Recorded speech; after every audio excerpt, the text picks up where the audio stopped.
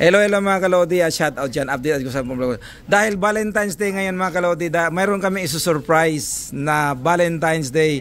May ibibigay kaming bulaklak at saka chocolate sa importanteng maibigyan ng Valentine's gift. Ayan, my loves, bigay mo na yung gift natin kay sa ating pinaka-importanteng lucky person na kailangan ng Valentine's gift.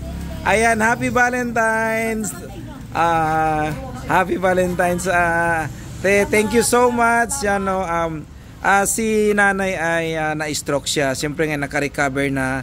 So ngayon, siyempre araw-araw na binibisita ko siya dito kasi gusto ko siya na talagang maging talagang magaling. Kaya magaling na ngayon si nanay, kaya niregaluhan namin si nanay. Happy Valentine's. We love you so much. Siyempre, anyan po si Uncle. Ayan. Uncle, happy Valentine's. Ayan, si Inday, happy Valentine's. Ayan, lahat happy Valentine's. Kaya, yan, special day para sa mga nanay. Happy Valentine's. Love, love.